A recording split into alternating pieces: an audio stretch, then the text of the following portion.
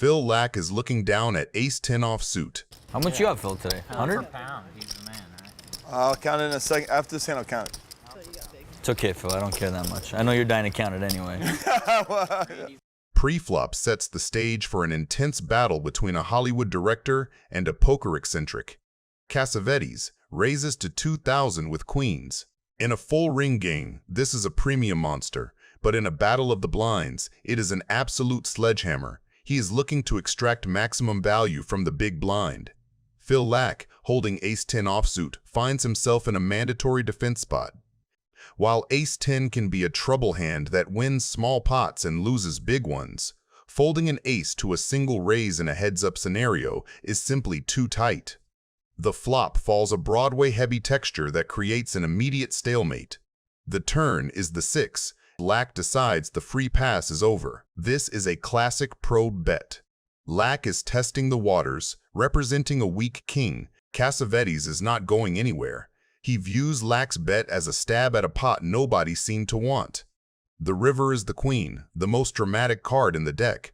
It hits Cassavetes perfectly, improving him to a set of queens. He believes he has just spiked a monster that will win a healthy pot. Unfortunately, 24,200. I call. And Nick Cassavetes runs worse than the car in the driveway of every horror movie. I mean, how good can one fish run? Huh? Is that sick or what? Friedman is looking down at king-queen offsuit. Jared, where are you from? LA. LA? Yeah, how about you? I live here. Cool. I'm from far away. Antonio moved to California from Iran at the age of 9. I saw your card, Antonio. Did you really? Yeah. From over there? Not as much of a magician as you think. Wow. I was going to open for a little raise Good there. one. I'm going to start doing that in the big Middle blind. black, middle Hey, black. I saw your card. I cannot believe you saw my card from over there. That's strong. Pralad, king, queen. He bluffed you right out of that pot. Exactly. You did 1 to well. 1. We're 1-1 now. Pre-flop begins with Friedman, who opens the action to 1,200. Are you going to fill me in on what the card was? Middle black. Oh, okay. He's right. It is a standard open, but Cassavetes, sitting in the big blind with ace-king offsuit, makes a crucial decision. Instead of 3-betting to extract value with a premium hand, he decides to trap, underrepresenting his strength. I guess if you had 2 black cards, you would have probably folded, yeah. I'm going to put you on red right now. While this disguises his hand, it also surrenders the initiative to the aggressor. The flop falls a texture that misses both players, but offers Friedman a gut shot straight draw. Friedman, usually aggressive, decides to check back. This check is pivotal. He takes a free card rather than firing a continuation bet. The turn is the jack, the card that ignites the fireworks. It is a disaster for Cassavetes and a miracle for his opponent. Middle cards, huh? How would you feel if I raised you? Oh man, I think Pralad thinks he's in a casting session. We just go make another movie and whatever. Always you know? an What's the option big deal? for me is to raise. I feel like You wouldn't be in his next movie, I'll tell you that. representing the middle cards. How many middle cards can there be? What would I raise it to get him to fold? A 9. 24.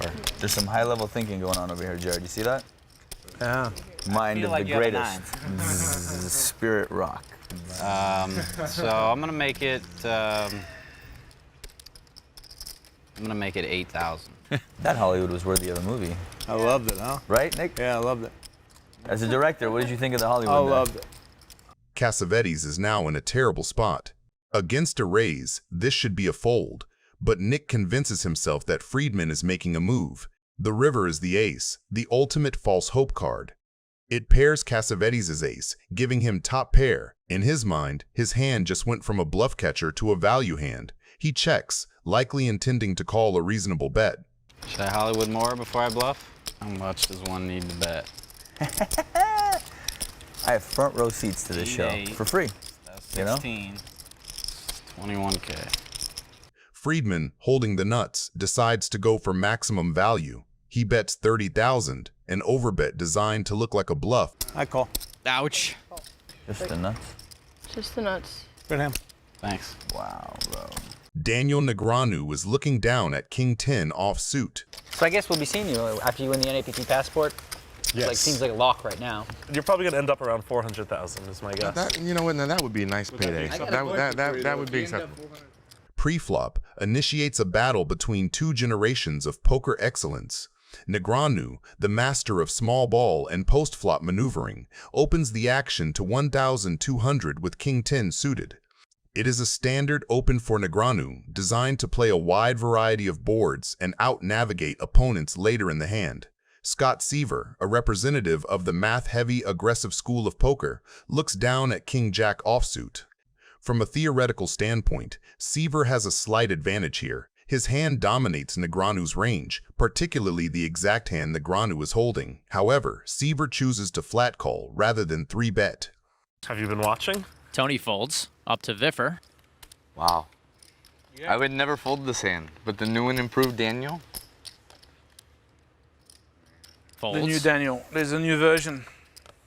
3.0. Yeah. Just wait till I lose. By just calling, he keeps Negreanu's range wide and uses his position to control the size of the pot, avoiding a scenario where he isolates himself against a stronger hand like ace-king or a big pocket pair. True to his aggressive nature, Negreanu fires a continuation bet of 2,000. He is telling a story that he holds a hand like ace-queen or a set, trying to deny equity to hands exactly like Seaver's. Scott goes nowhere. He has a piece of the board and position on the opener. The turn brings the ace, a miracle card for Negreanu. He leads out for 6,200, betting for value with the current nuts. Seaver, staring at third pair and possible gut shot straight, decides to just smooth call. Raising here might balloon the pot and isolate Seaver against stronger hands. By calling, Seaver keeps the pot manageable and can make a decision when he sees whether the river is favorable to him or not. The river card is the 10, and it is the great equalizer. Here, Negreanu makes a signature move. Checking is a deceptive play designed to induce a bluff or a value bet from a worse hand, like 2-pair or a set of queens. He is hoping Seaver interprets the check as weakness or a give up. Seaver, seeing the check, decides to go for thin value. Negreanu, having trapped his opponent, snaps it off. The showdown reveals the irony. Had you for a minute. Yeah. Hard to hold off Scott Seaver. Yeah, King Jack. I'm getting at least half. Did he say King Jack or King? Tony G is looking down on King 4 suited. Pre-flop this pot starts out as a fairly standard multi-way situation that quietly plants the seeds for a brutal cooler. Harlow opens with ace-9, Antonio peels in position with King Jack, and Tony G overcalls with King 4 suited.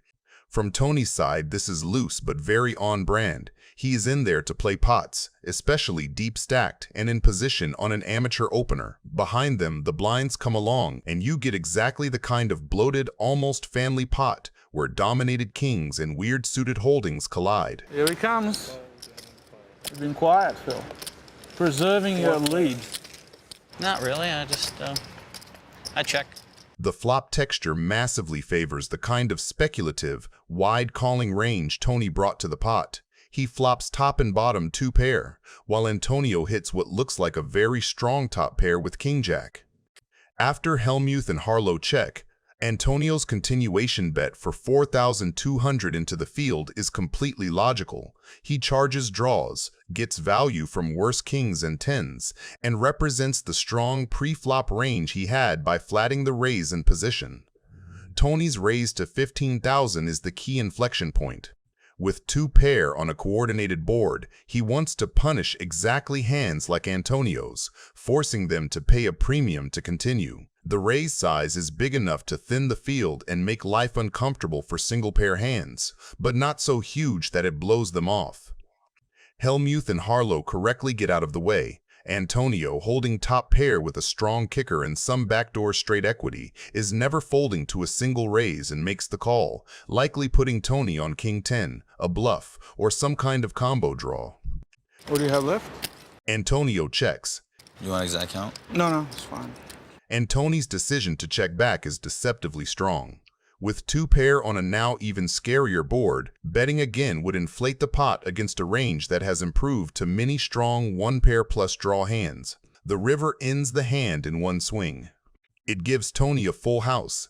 kings full of fours, and upgrades Antonio from a strong but beatable top pair to trip kings with a big kicker. After checking twice, Antonio now leads 20,000. This is a classic value bet sizing, targeting exactly the kind of hands he thinks Tony might have slow played, Queen 10 or maybe a stubborn King 9 that check turn for pot control. Tony's response is a cold-blooded shove, an enormous raise over the river stab that polarizes his range to absolute monsters or air. In theory, that sizing should make Antonio very suspicious. There are not that many natural bluffs that take this line, and the full house region is heavily concentrated in Tony's loose pre-flop range. But in practice, when you have trip kings with a strong kicker, have seen your opponent check back a dangerous turn, and the pot is already large, folding feels almost impossible. What the hell did you check the turn with, Tony? All right, call. Antonio calls all in and sees the bad news. I see. Tony wins a pot of 150 grand. Chips? The worst. Hellmuth is looking down on pocket kings. Pre-flop, this is a classic clash between raw power and disguised strength. Tony G opens light, Mercier flats on the button with pocket threes, and Hellmuth in the blind wakes up with kings. Raise pot. His raise to 8,600 is a big, old-school squeeze sizing that tries to punish Tony's wide open and isolate one player. When Tony gets out of the way and... You got a couple of hundred on and I'll play every time pre-flop. Why don't you add some more money on, Phil? I'll give you a flip every time then. See what sort of a genius you are then. Mercier calls, the dynamic is already set. Phil has defined his range as extremely strong, while Jason has a capped, small pair suited connector, looking range that wants to see flops and play poker post-flop. The flop comes down a nightmare texture for Phil, 9, Queen, 3, all clubs. Mercier absolutely smashes it with bottom set on a monotone board, while Phil's overpair is in danger of being dead against any made flush or set. The turn pairs the queen, giving Mercier a full house and freezing a lot of Phil's perceived flushes. Jason checks again, continuing the trap.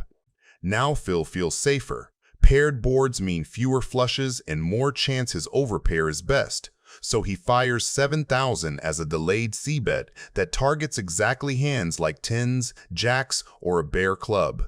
Mercier springs the trap with a raise. That line screams polarized, either a queen, a big flush, or a bluff. With kings and the king of clubs, Phil decides to hang on and call, planning to reevaluate rivers. The river brings a fourth club, completing every possible flush and leaving full houses at the absolute top. From Mercier's seat, this is perfect. The story he has told of a strong queen or big flush is still completely consistent, and his actual hand, a full house, comfortably beats both. He jams, ripping in the rest of his stack. Come on, what in the heck is going on here? This is ridiculous.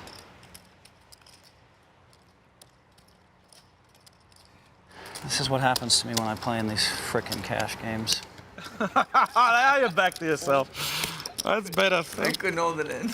I was worried I lost you. God, this is so brutal. Jason's betting big here, having a pretty good idea Phil's got a premium hand. How much is it? 67.9. Phil folds. That's a fucking we gotta show. Phil gets away from it and saves himself almost 70 grand.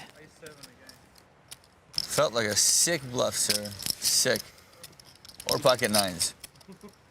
Either or. God, that's so brutal. Could have been worse. If I bet the flop, I'd just ship it with him.